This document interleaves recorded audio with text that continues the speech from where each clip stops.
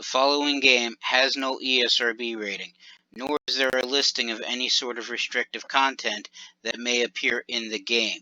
However, I do know for a fact that it does include violence, bloodshed, explosions, fire, and the death of people and various animals. So, if I were to guess as to what its rating would be, I would say either teen or mature.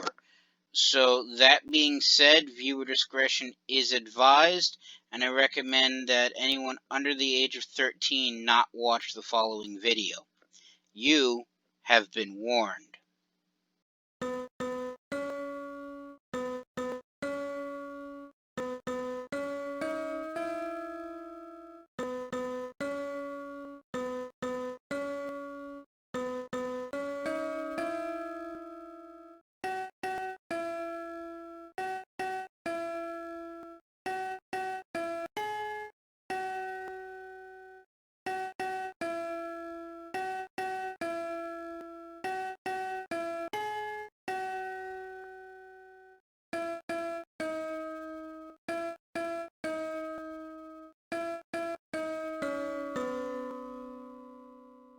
Greetings and salutations, I am Outlier, and I bid you welcome to this channel. Joining me today is, of course, my usual co-hosts, Snowball and Wolf.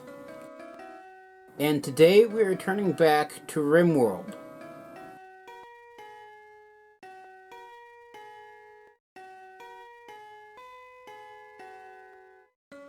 Yes, Snowball actually guessed correctly for once.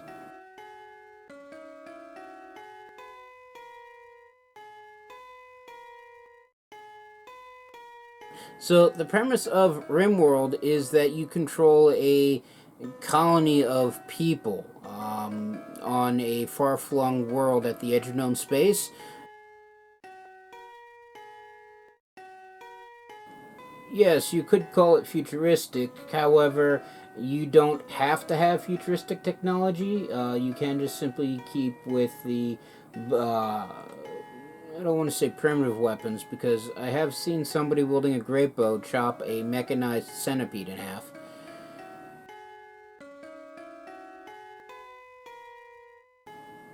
Well, maybe not in half, but one volley took it out, whereas a whole barrage of laser cannons couldn't, so that is impressive.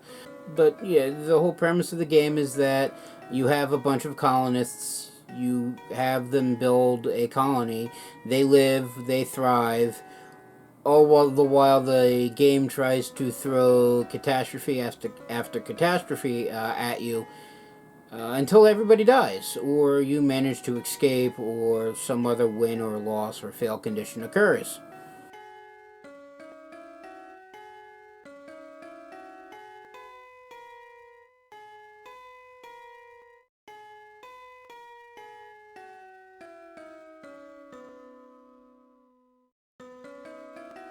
At least that's how most people play Rimworld.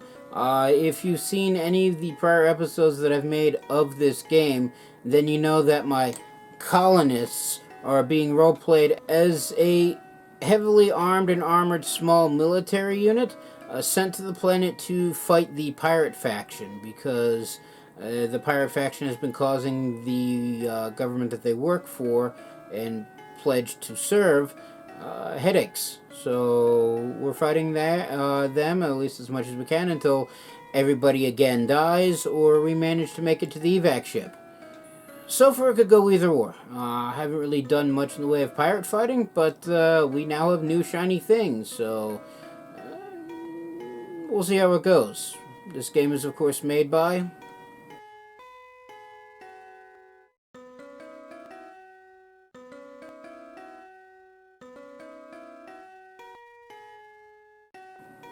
Thank you again.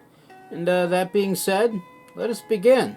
Alright, so this is FOB Antioch. This is currently the one and only base that we have. If we go to the world map, we did have a second one known as colonists that was right here. That we just basically managed to take apart, ferry everything back down to Antioch last episode, and abandoned it. So we did leave a few resources behind, slightly miffed at that, but it happens.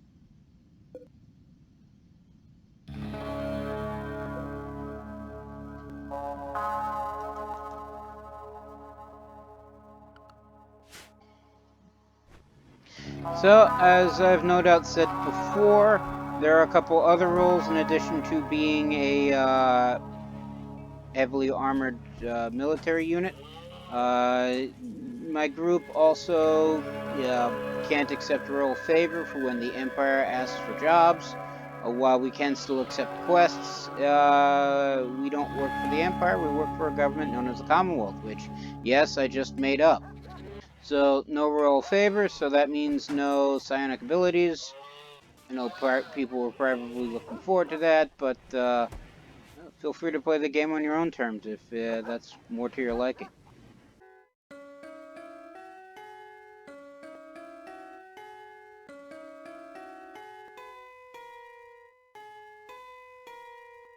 Also, we can't start a war with anybody. We can fight off whatever factions are currently hostile to us. So, like, for instance, we can fight the Grey Goose Boko, the Kanto Alliance, and we're actually targeting the Black Sinners. But we can't go to war against the Lehane Federation, the Serenolosi Pact, although we can go to war with the Kodalor Kin League. And we also can't go to war with the Refugee Empire. So whoever is friendly needs to stay friendly, and whoever is currently hostile outside the pirates can either stay friendly or they can either stay enemies or they can become friendly. It doesn't really matter much to me. And let me just build this right here. Just need to increase the size of the storage bin because we managed to max it out. Should probably put in a floor too. Building out of wood because everything's supposed to be temporary. So ideally, this was originally a pirate base that we took. We took starting episode 1. So this used to be a pirate area. We took it and built around it as our team and resources and equipment has expanded.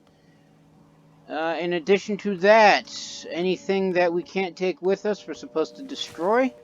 And so basically, once we take a base, I try to strip mine it for all the parts. And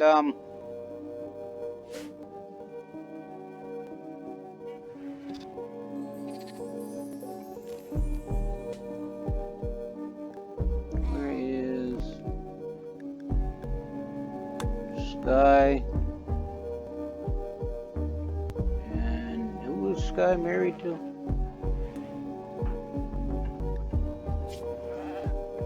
Hercules. Oh, goody, a heat wave. So we currently have a massive storage stockpile that we just have sitting here. Most of the people are quartered in here. This is our small little prison. Food area, dining hall, energy, battery storage, what passes for a rec room, I would say technically overflow residences, but outside of Yoko here, this is where all the married couples live. Crafting area, med bay, or medical facility, fields. Why is there a ram just sitting here?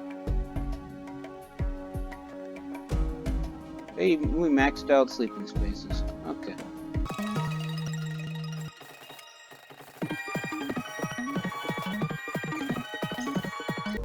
Okay, hopefully that works. I don't have an AC unit built into this thing, do I?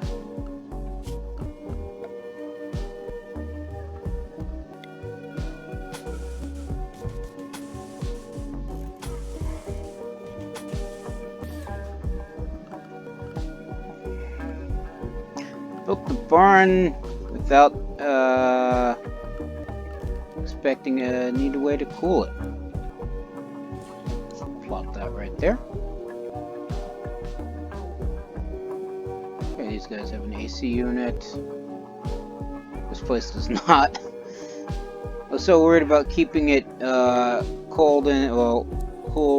warm in the winter, I neglected to factor in what happens when summer hits.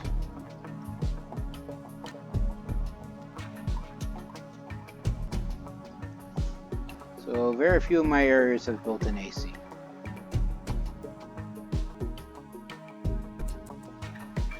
Alright, so there's that. We are currently in the process of researching... geothermal power. We're currently in the process of researching something. I just don't remember what.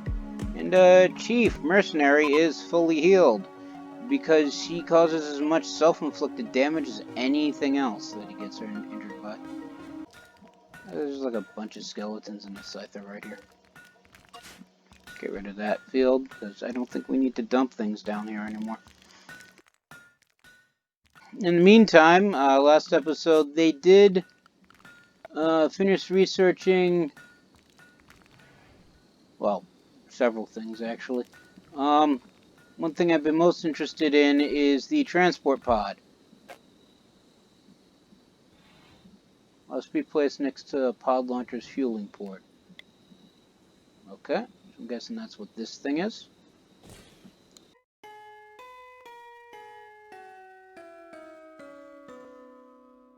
What is this? Large nature shrine? I don't remember seeing this. So it's a large shrine for honoring spiritual beings. Tribal sidecasters can focus on the shrine while meditating to increase side focus gain. Nature shrines lose their power if they are close to artificial structures, so they are always built in nature. Hence they look like natural objects to unobserved outsiders. Raiders will generally ignore them. We have small nature shrine. I'm guessing the red lines means that it's too close to whatever that is. And then we have the large one.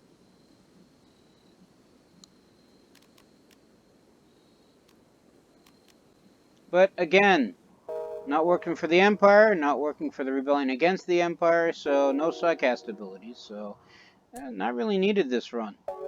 For now. We shall see.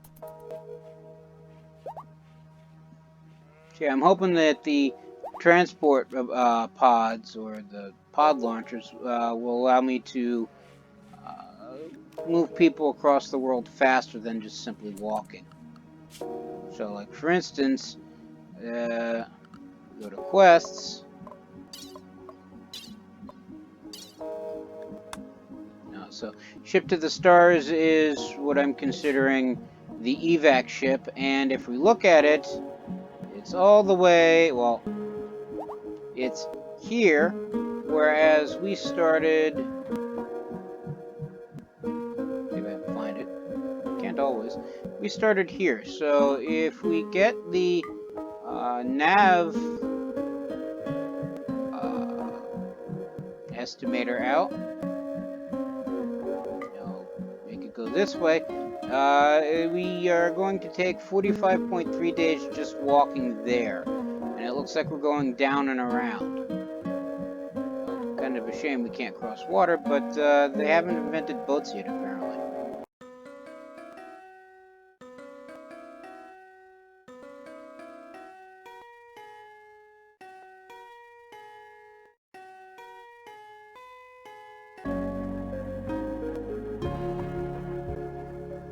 So what I can do is just simply pack everything up, move it all down, hit every pirate stronghold I can find on or close to the route, and eventually get to the evac shuttle. However, given the sheer amount of... No, I'm not calling it that. Stuff that I came across... Oh look, a yak is sleeping in the stockpile. Anyway, because of all this stuff, I can't just simply take everything with me and just keep going, and there's a lot of stuff to burn. So my one thought is set up a new base, caravan everything back and forth and back and forth and back and forth, and just keep doing that leapfrogging wise, which is kind of what I did with Colonists for the past, well, whole of the series, ever since I took out the pirate base that was Colonists and set up Colonists. I've just been schlepping people and stuff back and forth until eventually, last episode, I managed to strip down the last of it. But that took forever, and I don't feel like taking forever for this series. So my one plan and I have yet to know if this works, but basically, rather than walking all the massive distances around, what are you doing? Dead hair to dumping stockpiled. Where's dumping stockpiled? Oh, over here. Okay. But I digress. So to basically use the transport pods instead. So rather than walking, I just basically fling them across the world. But I don't know if they have a maximum range. I don't know their accuracy. If it's anything like how Raiders transport pod in, they can either land up in a group, they can land scattered, they can land injured. So rather than just dropping onto a pirate base and having my force in disarray, my plan is to just basically drop near a base, say like here or so, if we're attacking Dark City. We land here, set up a small outpost here, and then just attack. And once we've taken this base, if we can take this base, we turn to one of our bases, and then we slowly transfer as many goods as we can over here. And the last group, either leave a pod launcher behind, or I figure out some way to send the pod launcher and the transport pods, or I set up a fuse and light the fuse and launch the last transport pod as the last remaining pod launcher just burns. So all that fun stuff. Put that there. Apparently only one launcher can fit one pod.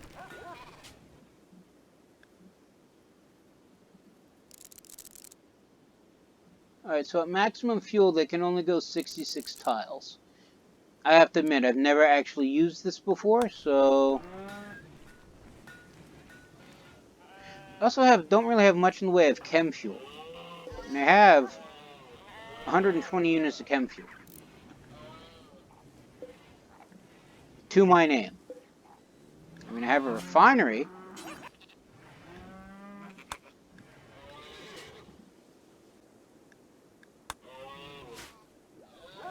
And my plan is just to, grow smoke leaf and cycloid leaves, basically drugs, and rather than using them as drugs, turn them into fuel. Where is... what zones? I haven't really played much of this recently, ever since, well, outside of filming new episodes, I don't play this as much as I used to, so I kind of sometimes forget where things are. So you are going to be... smoke leaf takes less skill to grow. And right next to it, we'll put the cycloid leaves.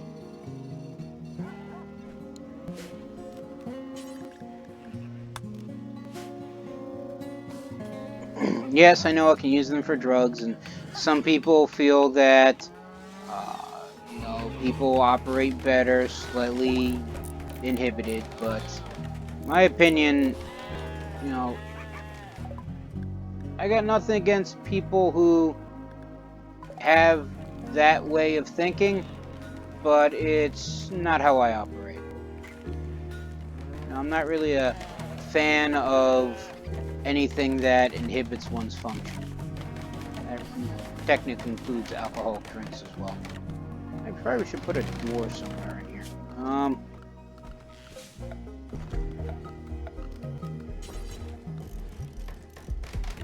there. One there. There. And one there. Okay. I also should probably put down orbital beacons in a comm unit. So that way I can sell random stuff that I just happen to have extra of. Miscellaneous. Here we are. Orbital trade beacon. Ops 75 is routed away in storage. Speaking of alcohol, it's probably the one thing that I do allow my people to actually use as intended.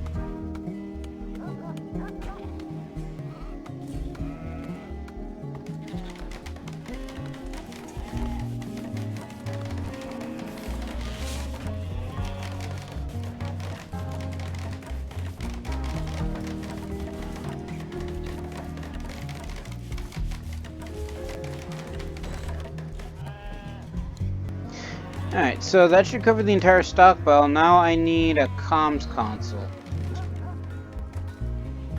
You want to put that in the dining hall? It's not like I got much space for it elsewhere, so we'll just put that in the dining hall. For once, I actually have plenty of steel. I mean, I don't think I've ever had over 10,000 steel to my colony's name before, so.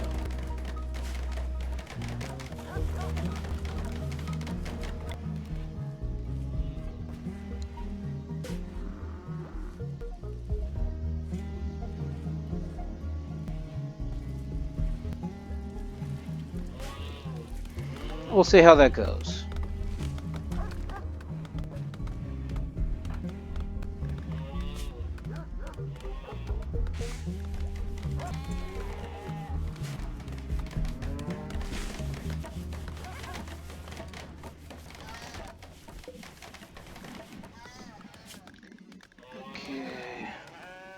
Just set all of my pack mules to the restricted areas, that way they're not eating the colonists' food. You know, they're not wandering around where they shouldn't be, they're not messing things up, all that fun stuff.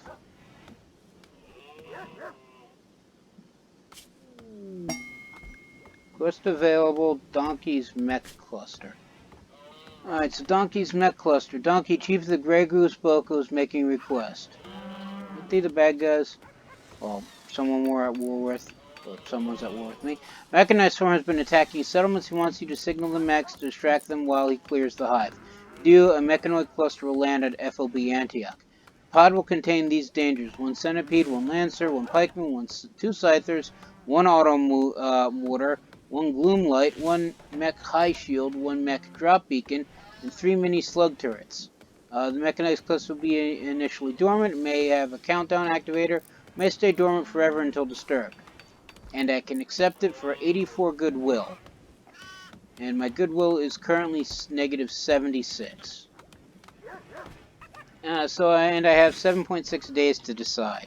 I really do not want to fight a mech cluster, although if it makes one faction not at war with me, then it might be beneficial to me. On the side note, I don't know if I still have artillery left, so... I mean, of the 2 mech clusters that's dropped, that's pretty much...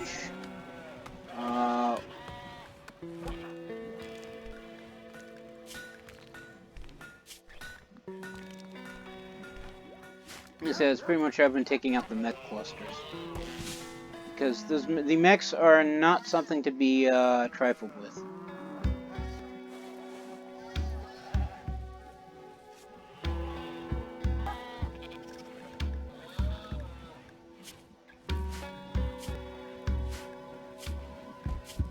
Where did I get 12 eggs from? Oh no, it's just 12 milk. Okay. I say I don't have chickens. Doesn't actually tell me what I have equipment-wise. I'm going to need to make a separate armory, aren't I?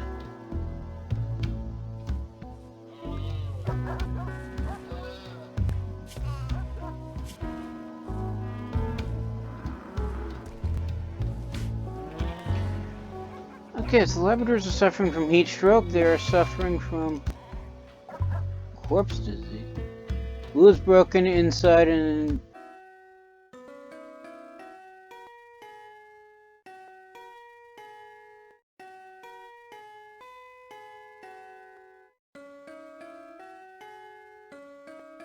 has become obsessed with corpses. She's going to dig up a corpse and present it for all to see. It's happened because of poor mood. Final straw was sweltering heat. Okay. So it's not corpse disease, it's corpse obsession.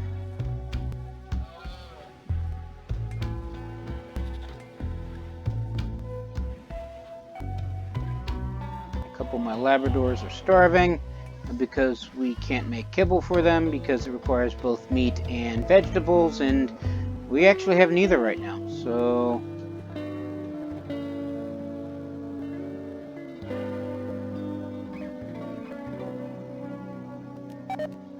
harvest some berries.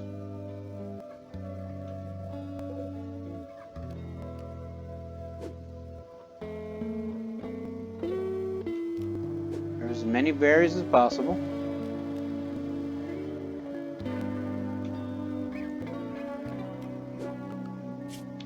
And in terms of meat, we just have a bunch of alpacas and a tortoise, apparently. Really? I don't think I've ever actually seen it that low. But, we need the food, so go take them out. 117 degrees Fahrenheit.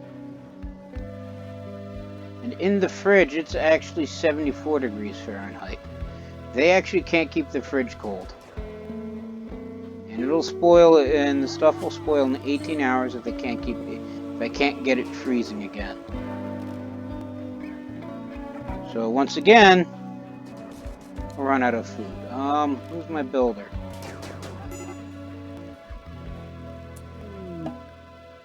Construct. Lincoln, where are you? Yeah, you're no longer hunting an alpaca. I'm going to prioritize this blueprint.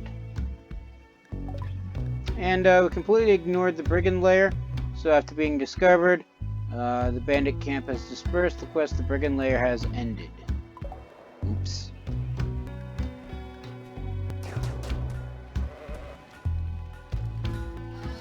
And everybody's suffering from heat stroke because it's 110 indoors. Well, not 110, 101 indoors, in the middle of the night. And, yeah, I poorly built the barrack areas. So, I mean, now it's 111 degrees Fahrenheit.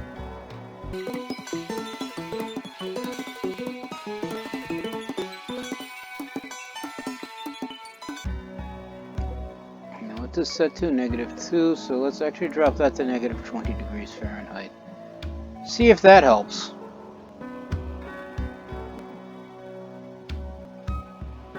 I mean, it's getting down there.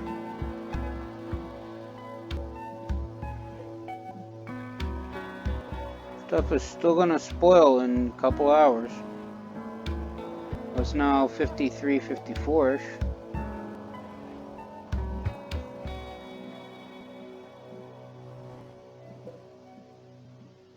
And everything's being flagged as refrigerated now. It'd be helpful if they will close the doors behind them. And it's not freezing. We do kind of wish they would actually make the kibble first before... Let's actually suspend this bill so that way... You know, they can use hay grass to make kibble. Really, all I needed was the meat. Look at all the dogs just dogpile the thing. And then some of the dogs make what they're happy. Okay then. Alright, so the transport pod is built. Load launch group 1 defines the selected transporters as a launch group. Opens the loading dialog so you can decide who and what should be loaded inside. Okay, so it looks like it can carry 150 kilograms. So it can fit 2 people.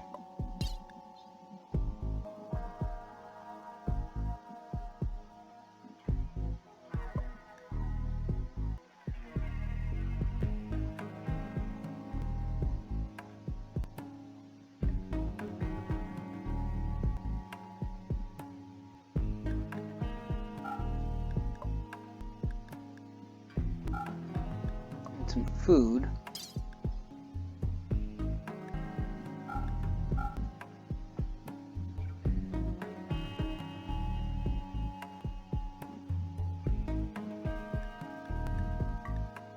We'll launch Hercules and Tater. Except they are now overweight.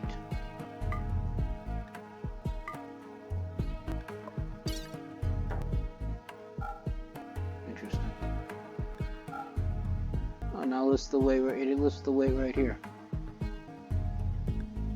Alright, so we'll take Stanislav and Jenny, I guess.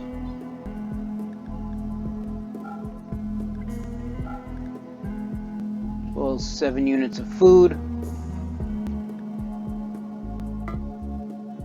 Let's see how this goes. You can also select the launch group. Select next launch group, build more, and then fire it off. So who did I say was part of this group?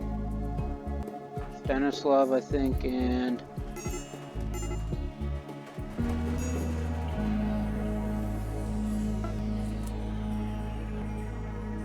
transport pod complete, launch run ready. So we launch it. Yeah, so this is as far as we can go. And this is only half the maximum distance. So if we maxed out the distance, we could actually land probably close to here. But just to test it out,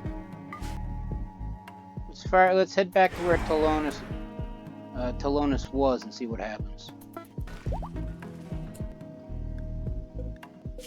Transport pod has arrived.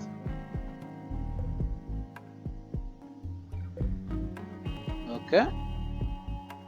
Doesn't let me go in, but then again...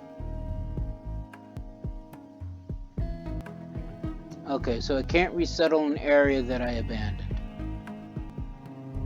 Let's see, I can see if the resources I left behind were still there, but moot point. That's just a test.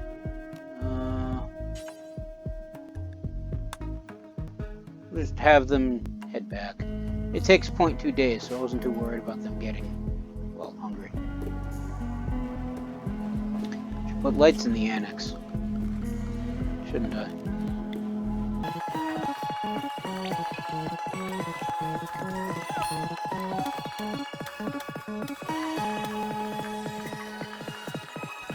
And Chief is wandering in a psychotic state because that's his default setting.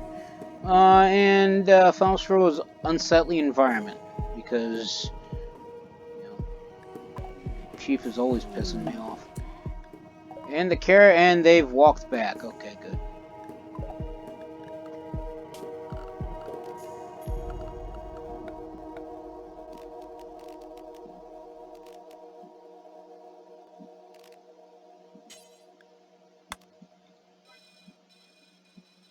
Just remove that as an allowed area for the animals.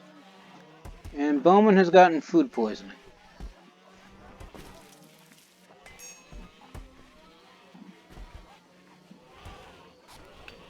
Alright, so I think we have a fair bit of kibble. Probably not, but ambrosia has sprouted. Oh goody, more drugs. I mean, okay.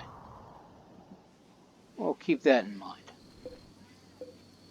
Meantime, unsuspend the making of food.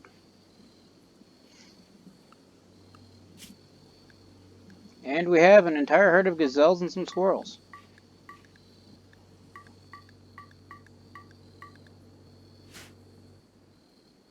They are next on the Munchie Parade. It looks like I have to rebuild every transport pod.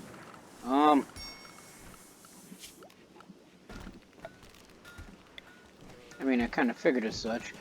Every time I see a transport pod land, it ends up, as scrap metal.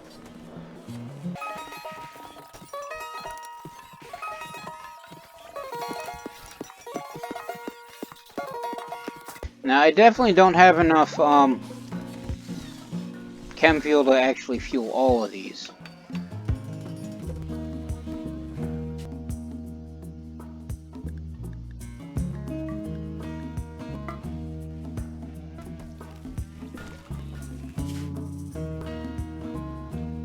Yeah, just over, I think, 3/4 fuel. They can now actually land right on top of this one.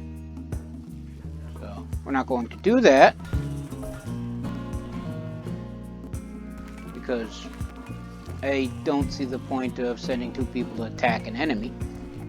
At least an enemy base. Once I get all 6 of these fueled and armed and ready to go, maybe, but... each pod can take about 2 people. 5 for troops and 1 more for supplies.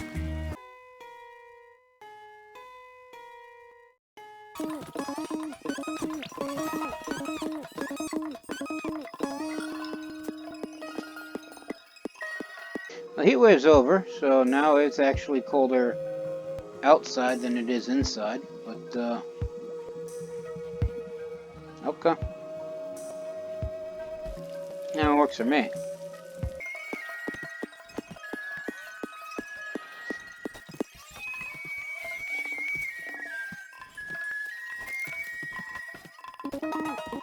So right now things are just getting built, I think I read they said that I can actually send stuff, like if I want to sell stuff, I can just launch a transport pod out at a friendly settlement. Not quite certain how exactly that works, and a manhunter pack of fennec foxes has entered the area. Driven insane by disease known as scaria, they roam the region hunting for humanoid flesh. They won't attack doors unless they see someone go through the door. Hide inside and you'll be safe. They also won't attack powered off turrets, so turn your turret off to save them. Fennec foxes will leave the area in 1 or 2 days. You can hide and wait them out, or you can fight them. Yeah, I have... How many fennec foxes are there? That's actually quite a few. 36 fennec foxes. Okay then.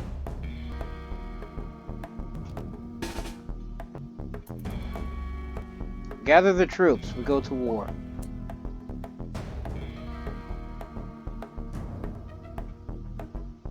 Put the animals away, because I have a feeling they may get caught in the crossfire.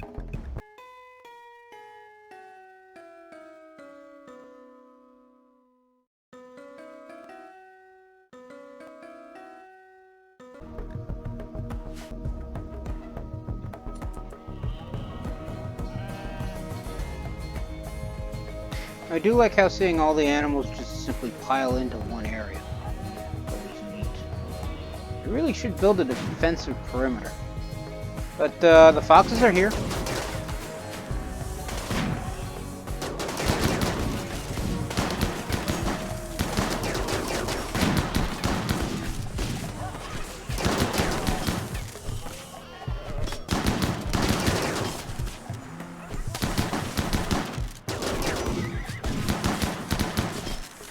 Colonists need rescue. Jenny is down.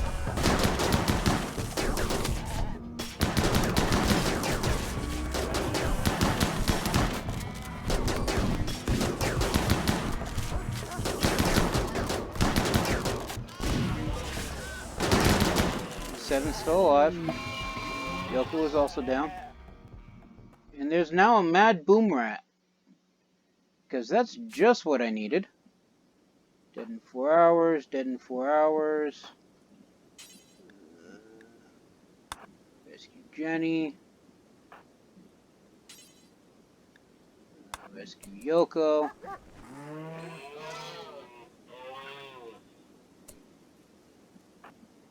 Anybody else? Where's this boom rat? Okay.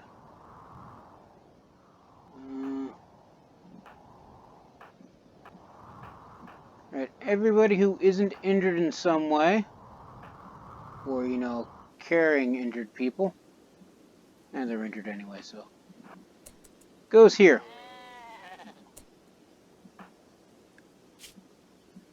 No immediate danger, dead in 19 hours, dead in 24 hours. There's no immediate danger, no immediate danger. Okay.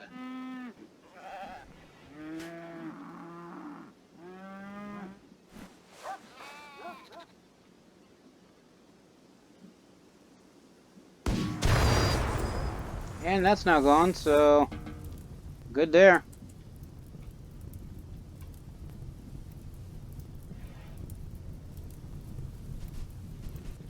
Okay, well, Sky's injured.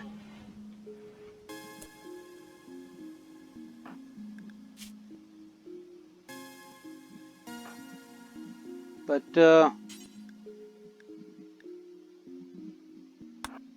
tend to Yoko. Yeah. And Jenny's technically the other medic. I mean, I have 3 people who are, you know, close to doing anything in doctoring. One's Jenny, who's down. The other's Sky, and I guess Tater's the third. So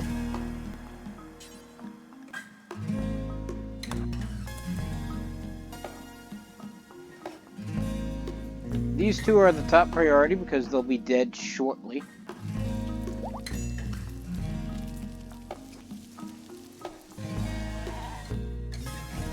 And, well, the rest just pick up the slaughter. And there are actually several injured frenetic foxes, but, well, Let's be honest.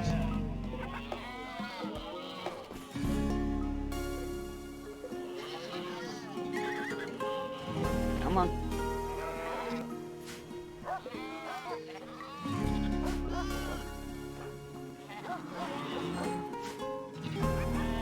Ah, blue's still drafted. We're just gonna have him take out the remaining foxes, because even if I were to rescue them and heal them, they'd still technically be wild. So there's still a risk that they would attack my people.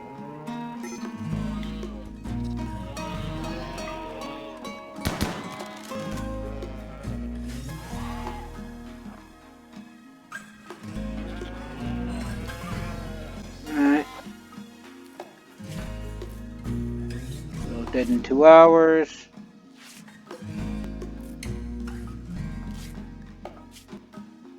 Dead in 5 hours. So where is Sky? She's supposed to be tending. She took a scar to her right eye. These foxes are able to bite people in the eye.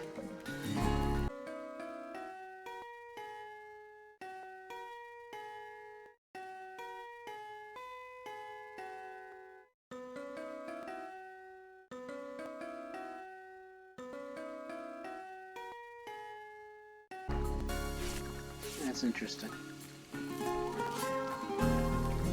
Oh, Yoko actually had her left eye torn out.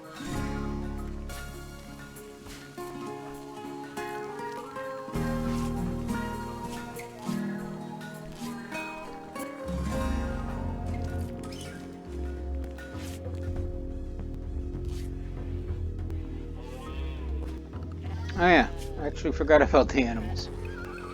Alright, so all the Labradors, which are the only animals that I have that I can classify as pets, go to pets. Everybody else goes to animal.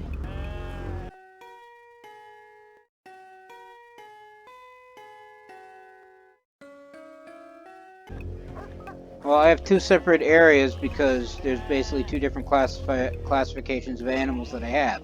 Pets, which are your dogs, your cats, basically your omnivores or carnivore class animals, and then just animals, which are usually your herbivores. It allows me to designate areas or locations that I want them to be in separate from each other. So, like for instance,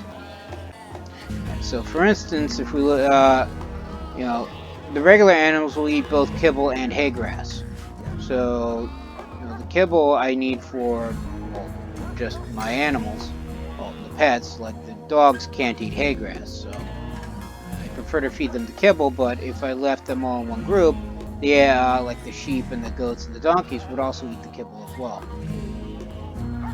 Someone's fully healed. I'm hoping everybody's out of danger right now. Alright, so it looks like everybody's more out of danger, at least. There's no risk of them dying of their injuries just yet. A whole pile of foxes left. I mean, I'm sure some they would have made nice pets, but as I was saying, if I rescue an injured animal, well, an injured wild animal, I should say, they stay wild even if they reach full health. They don't magically become one of my animals, although there is a chance that they can. I did have a wolf do that, but they would still be wild. They'd just be in the barn with all my domesticated animals, and they'd still cause problems.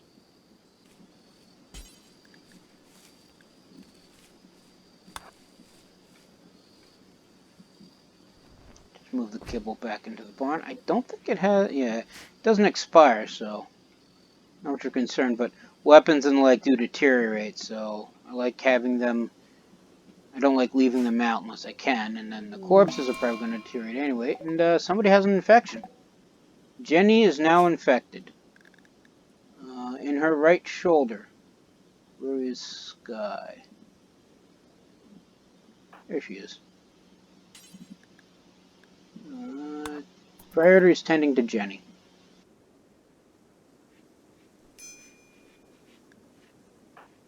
And Hercules is starving. Why is he starving? We got 43 meals and a large pile of, well, corpses that can be turned into meat.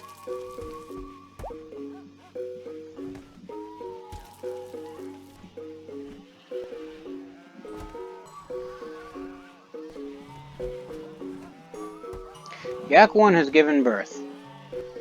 Okay, cool. One more yak.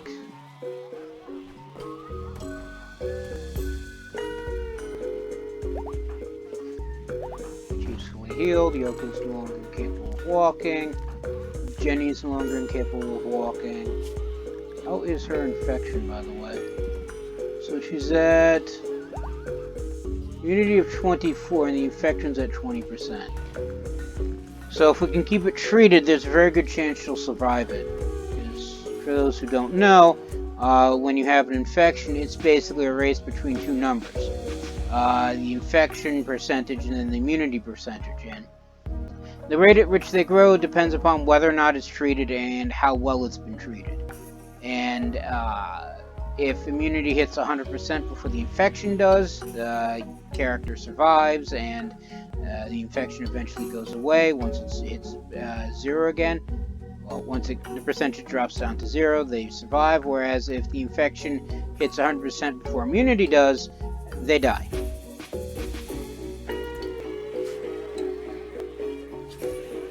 So it looks like Jenny should survive.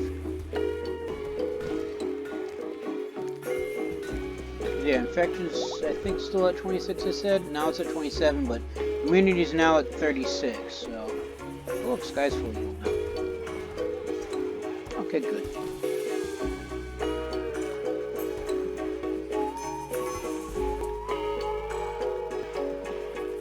And Yoko's suffering from major break risk.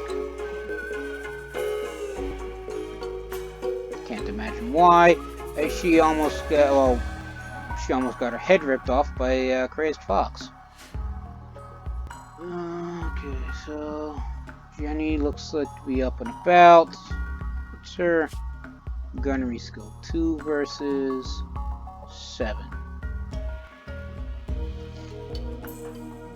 Okay, because once somebody gets incapacitated or just collapses, they lose whatever they were holding. So both Jenny and Yoko are now unarmed, for all intents and purposes.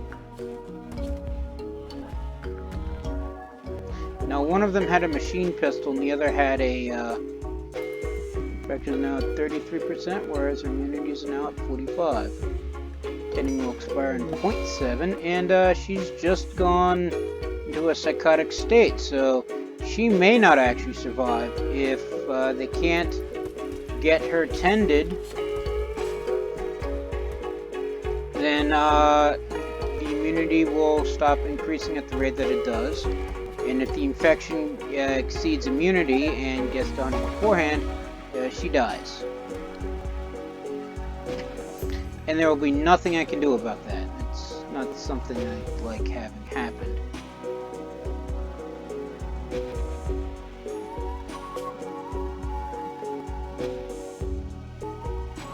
Yeah, immunity is now at 57, whereas the infection's at 53.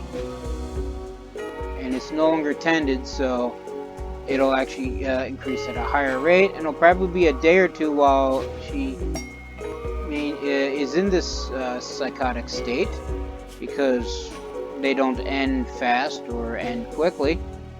So I basically have to wait until she starves and collapses, falls asleep and collapses, gets out of it naturally, which I'm not entirely certain she will, or the infection spreads to the point where she collapses due to that. But at that point, if immunity isn't close enough to supersede that, she'll just end up dead anyway. Alright, so who's my greatest socialite?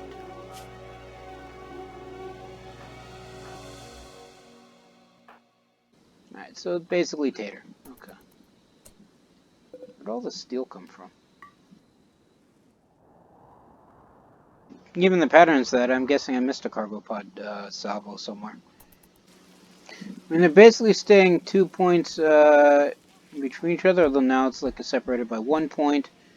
So if she doesn't get out of the psychic state and have her immunity treated, infection treated shortly, she probably will die, and that will tick me off. Alright, let's talk to the nice bulk goods trader. Remember which button I want to press. Let us trade. Alright, so what do you have? He has a bunch of huskies. I do like huskies.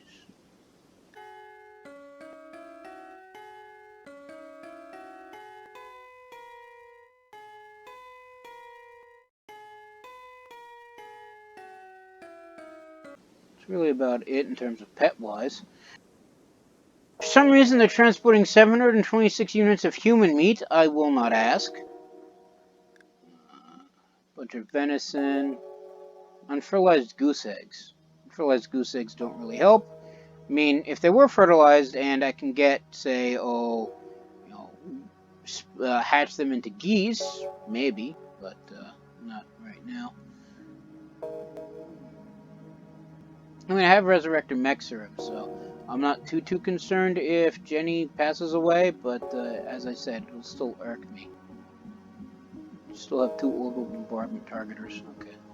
So, because I like having a wide variety and sort of collection for a menagerie of animals, let's buy all the huskies, because I'll have 1 male husky and 3 female huskies, which means eventually, hopefully, assuming none of them, they don't all die, or at least 2 of the female huskies can die, and I'll still be able to get more huskies. I mean, I hope none of them die, but so we'll just sell all the random clothing we happen to have.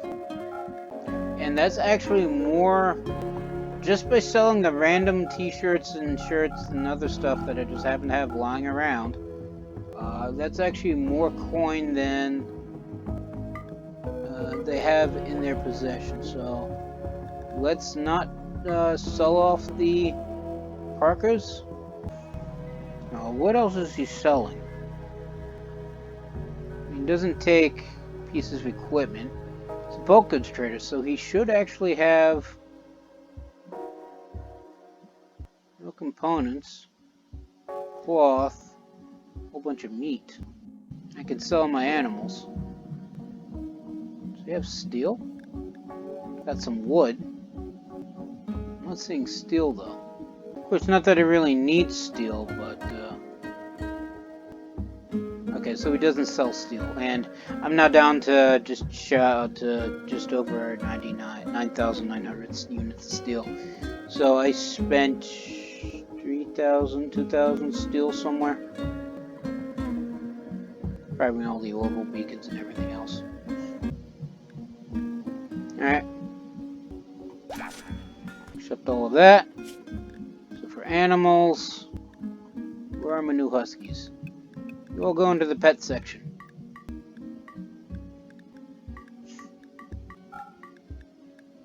Also start training them in everything. Same with everything that isn't a Labrador puppy. Basically these 3. A donkey that's bonded to Mashutomo. Or Moshinto. Interesting.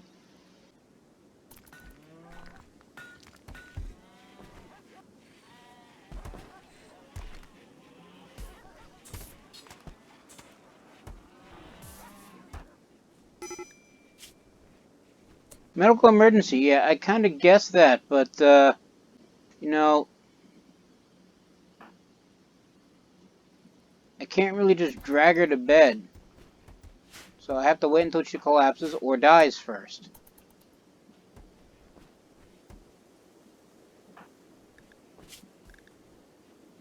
Now, just when I thought she would be able to survive, no, the game doesn't let me do that. Colonist needs rescue, finally.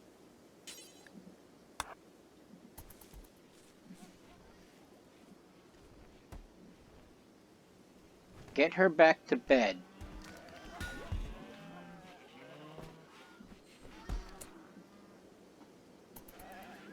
And get her treated. Not that it probably matters at this point, because she's at 97, 98, 99, and now she's dead. And now she's dead. All because the game had her decide that she didn't want to do anything anymore. Where are my resurrector serums? I really need to figure out a better way of still organizing everything. Resurrector mech serum, there you are.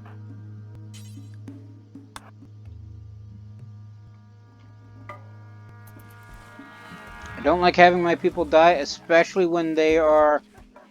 Where are you? Stop.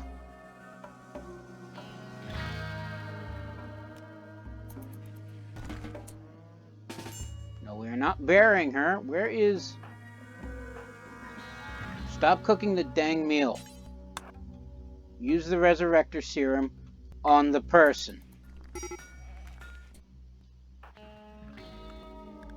Okay, where is the corpse that was in this grave?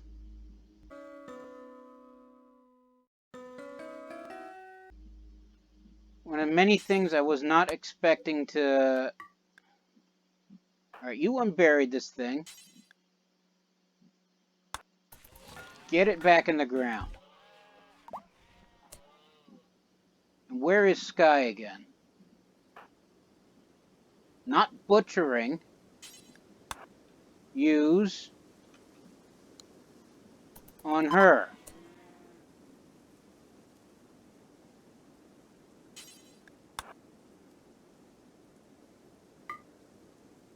There we go. What?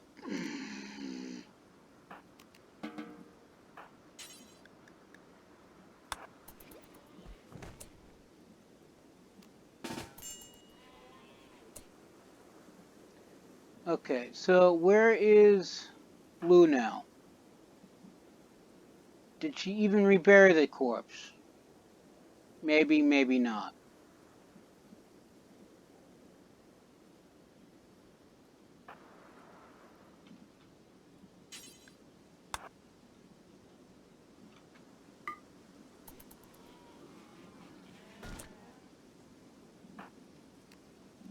No, you were not burying her.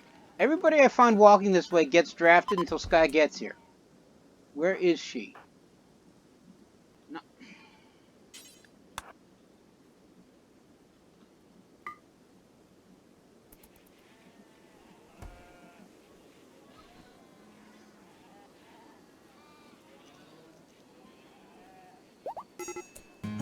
There she is.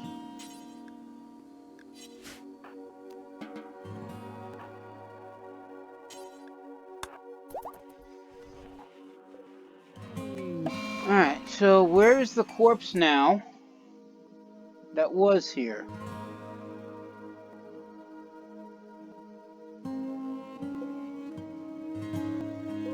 Alright, so somebody dumped that, and where is Blue?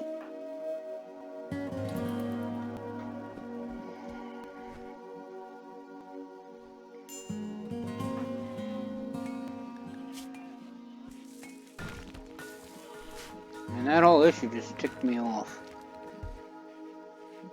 I don't like it when my people don't follow my orders.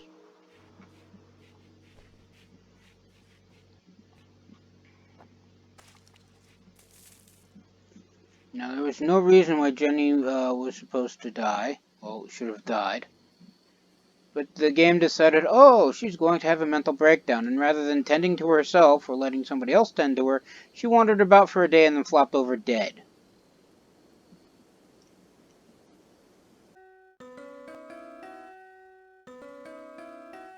Yes, that irks me. Oh, goody, a donkey's pregnant. When did Bowman enter a daze? Everything was so crazy I didn't even notice. That amuses me for some strange reason.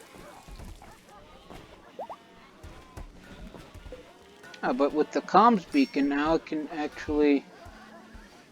Oh, Bowman's actually still in a daze, okay. It can actually have... I can actually call a faction and ask for several things. So I can contact, I forget who I even contacted. The Lehane Federation. So Yuri DeSilla greets Tater and asks what business you want to handle. Can trade caravan, which costs 15 goodwill, but must be an ally for that, or request immediate military aid, which costs 25 goodwill, but I also must be an ally. I can't do either, so we're just going to disconnect.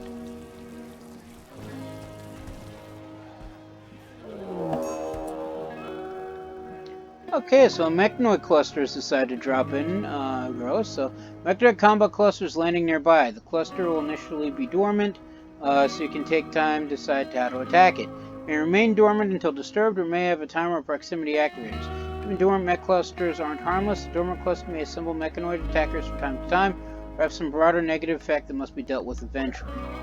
Jump to location. It's right outside of the base.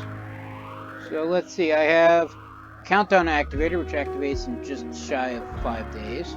1 pikeman, 1 lancer, bunch of proximity activators, mini slugger turret, a bloom light, and a sun blocker. What is this? An ultra-tech machine that generates a sheet of exotic fields at high altitude, turning the sky opaque and blocking the sun. And that explains why it is dark out now. Okay. So it does seem, I would say lightly defended, but there's a whole bunch of mini slugger turrets right here. A bunch of barricades, some steel walls.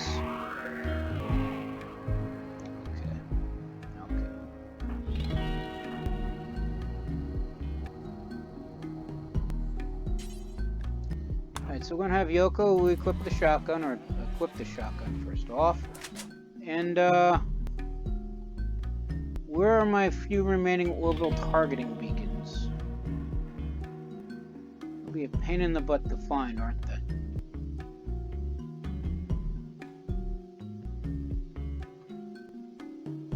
I really should have a separate armory.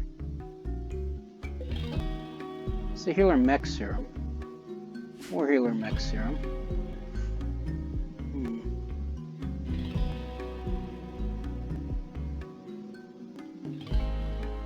Something tells me I'm never going to find it in these things. This pile of stuff. Here we are.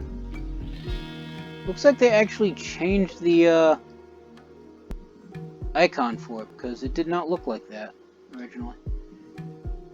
Alright, let's see.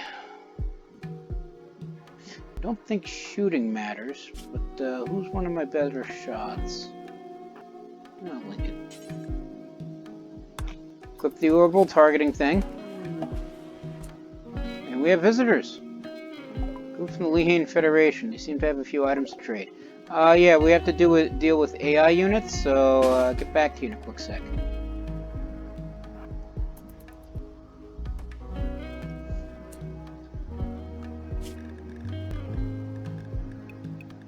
And get everybody into the safe area. We'll pass it for the safe area. Up until, well, they burn the barn down.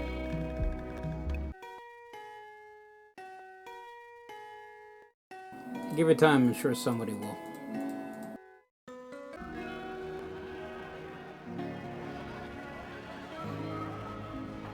Is this everybody? This is actually everybody.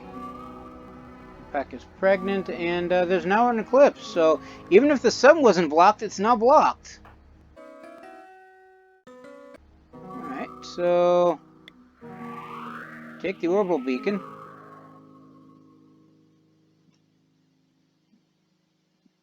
What is this outline for?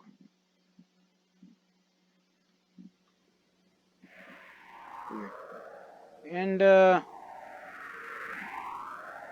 cannot hit target. How about here?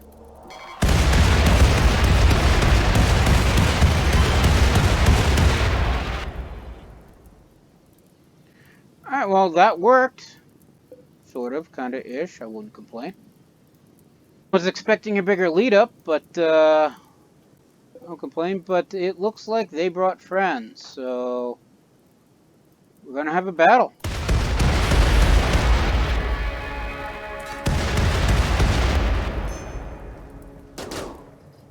So it looks like 2 Lancers dropped in, and that didn't kill the pikemen. Although its right front leg is shattered and rear front right foot is, well, damaged. Maybe we should build defenses. That's one down. It's two down. Everybody target this thing. Cannot hit target.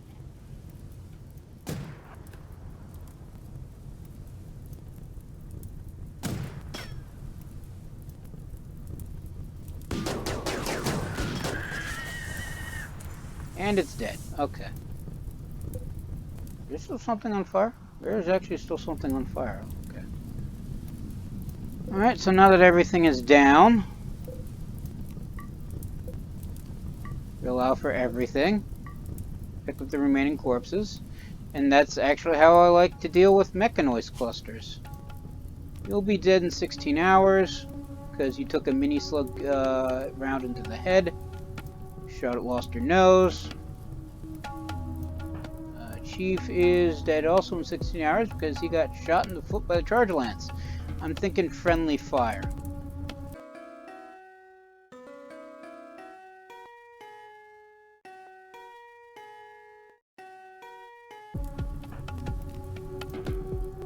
Everybody else on draft. We should probably flag this as a home location so that way they put out the fire before it spreads and actually hits the actual home location.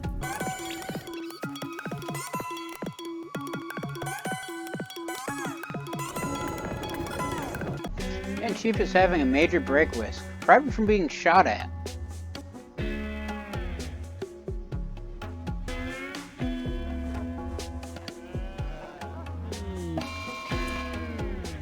And now we are dealing with toxic fallout. Because this game just wants to kill my people.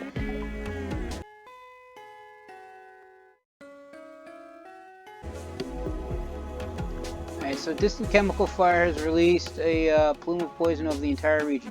Any person or creature not under a roof will slowly be sickened by the toxic dust settling out of the atmosphere. It will last for anywhere between a few days to over a season.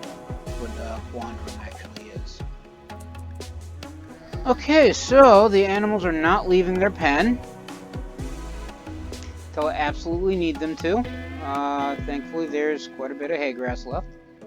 It does mean that meat's going to become a problem. Well, food is probably going to become a problem.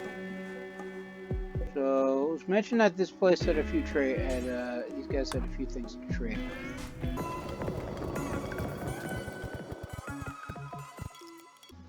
Alright, now that the fire's out, we remove that as a home location. Claim whatever is left of all this, and we deconstruct whatever is left of all this. Alright, so now that we have to deal with toxic fallout, we're going to have to build roofs everywhere. Because that is how... Cannot build a roof over the oak tree, then chop the oak tree down.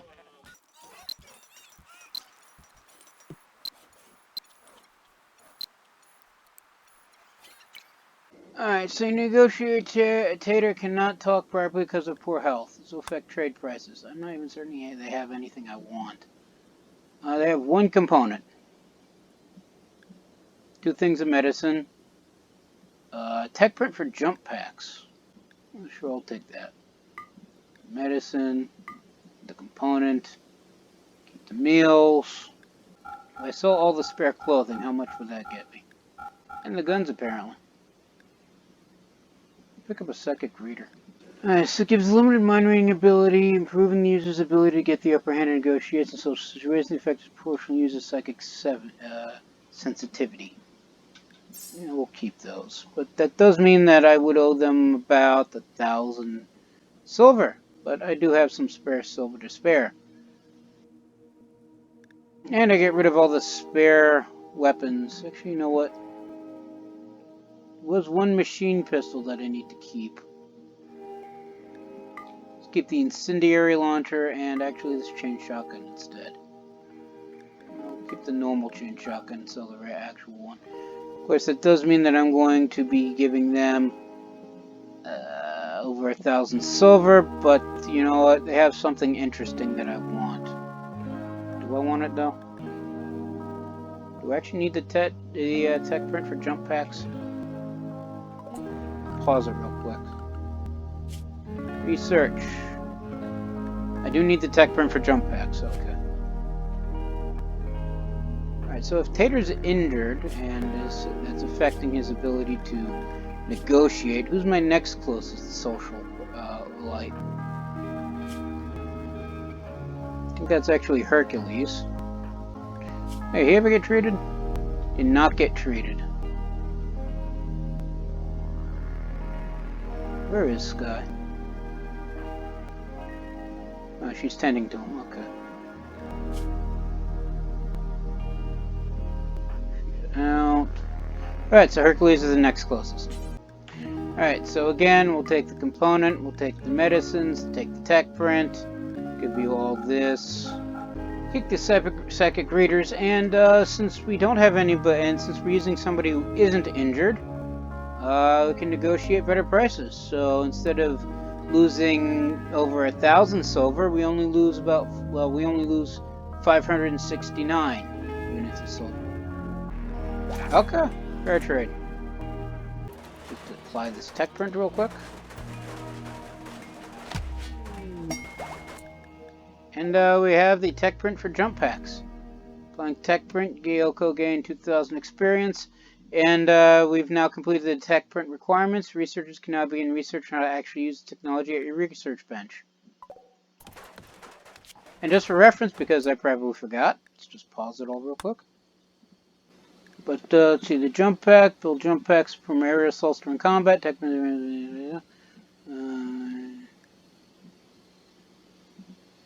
Unlock with recon armor, so we can get jump capable reconnaissance armor. So the Locust armor variant of recon armor and integrated burst rocket for short range flight. This armor is slightly less protective than standard recon armor. Each jump consumes a burst of fuel.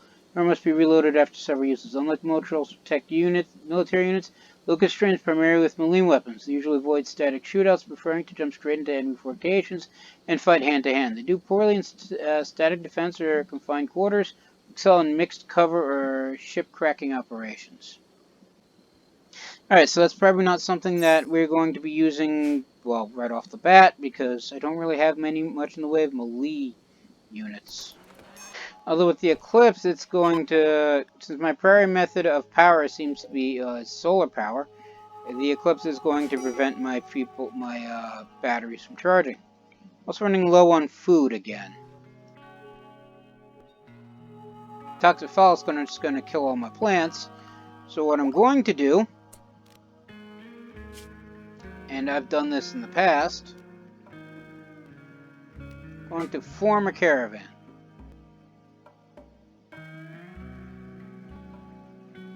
And they are going to walk here. 2.8 days. You know what? How about here?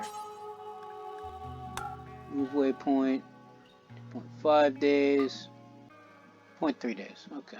It's going to be about a third of a day just to get here. So this will hopefully be far enough away from the toxic fallout. I can just set up a small hunting area and well, hunt whatever's there. Bring back the meat. And I would ask who my hunters are, but basically anybody with one of these guns, I thought I had 4 of them, is usually highly skilled in ranged combat. Take Ophelia as well. They don't need 3 days worth of food. I'll have them also take these 2 yaks. Caravan only has 1 day's worth of food. They're going to get more.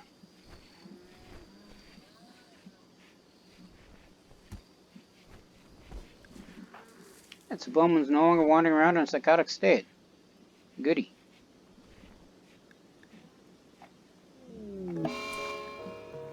And Chief has gotten an infection.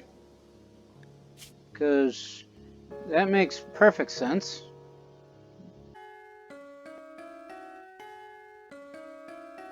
Barry's tending to him.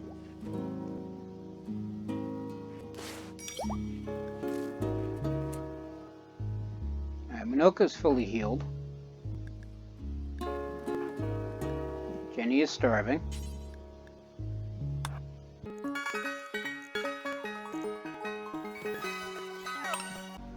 Lincoln now has a shooting frenzy, and the caravan's away.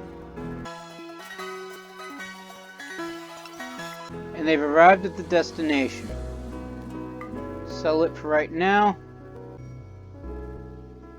As you can see, there's no actual toxic fallout here. They are on a road. There is a whole bunch of wildlife here. And to start hunting anything that we can easily kill and take out. Basically the alpacas, the ibexes, get the timber wolf and lynx alone, hunt all these boar, and the turkey, the tortoises, these raccoons, a bunch of hares, and the rats, because I'm not that picky, and a whole bunch of squirrels. And as long as we're dealing with toxic fallout, this will be what we do.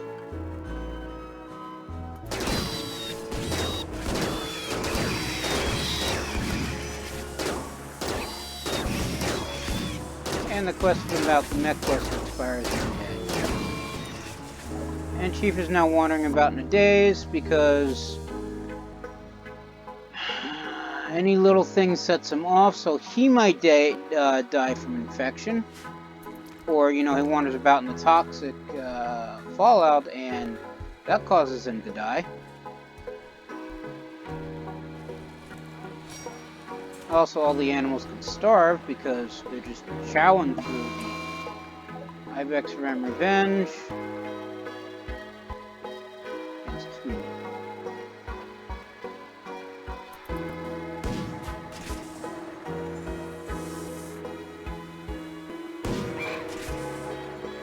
And it's dead, so...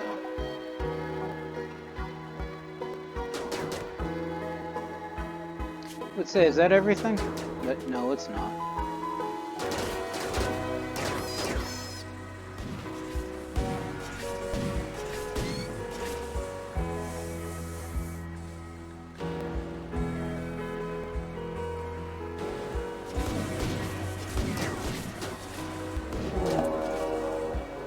Ancient danger.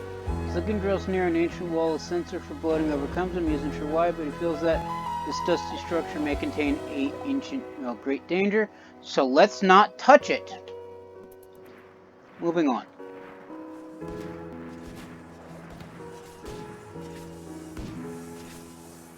Alright, so all that's left is a hare. Where is this hare? And it's dead. Okay, back to the world. Form caravan. Head back home. Except... everybody, including the yaks.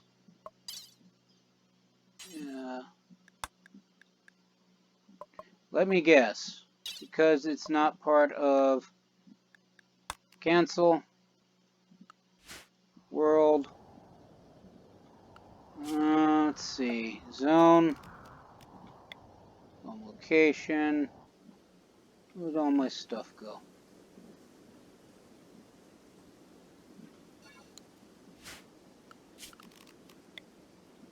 Guess I can't invert the home location, can I?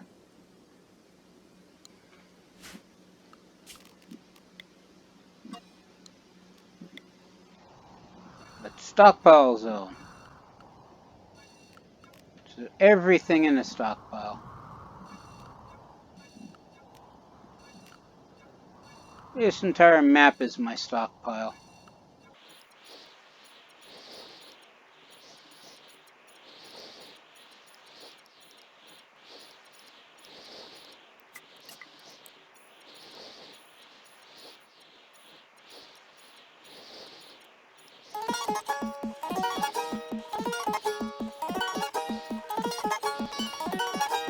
Alright, so this entire map should now be a stockpile.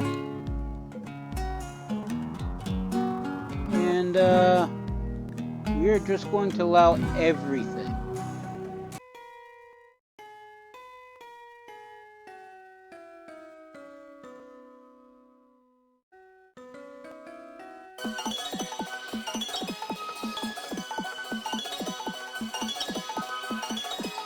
Okay. I better stockpile this big.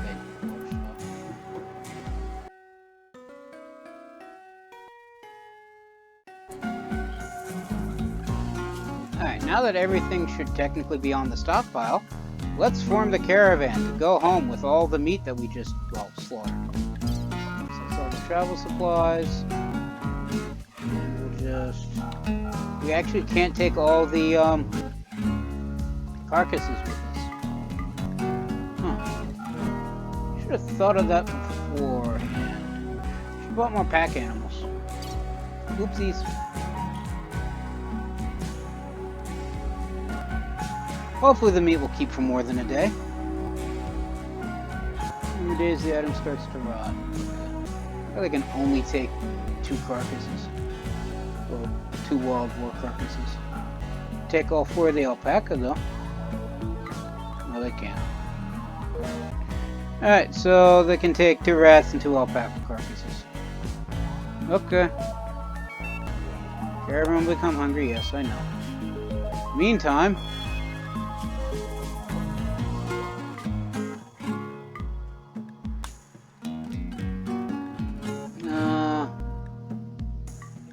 Stanislav and Yoko with, let's be honest, pretty much every pack mule I can get my grubby little mittens on. Maybe not the Boomaloo. Basically, I'm leaving the Labrador Retrievers, the Huskies, and the sheep. Everybody else comes with, except the yak calves. These might be alpaca calves. But, well, let's not take these on account of they're with the other, calves and foals and lambs. So they may be yak, they may be alpacas as well. Alright, and we don't need enough food for 44 days. 5 meals should be enough. Confirm. Alright, so hopefully,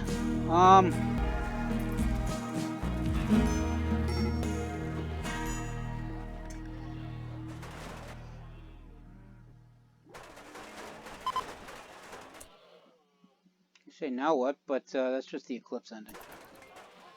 And yeah, it doesn't look any better in the actual daylight.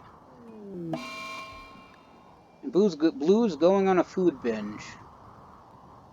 Can we go now? There you go. Caravan's away. Why aren't you?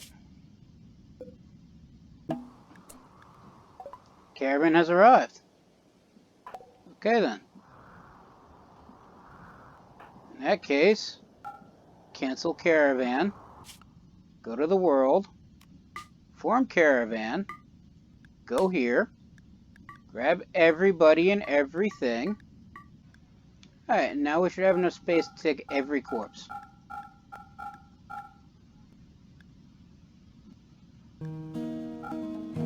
That we do. Okay. No for next time. Then we send. Confirm.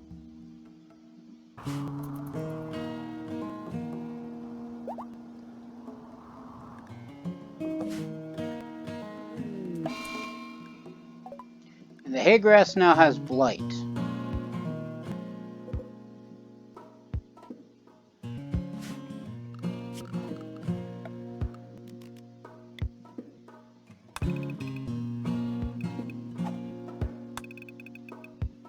Just set this whole section down.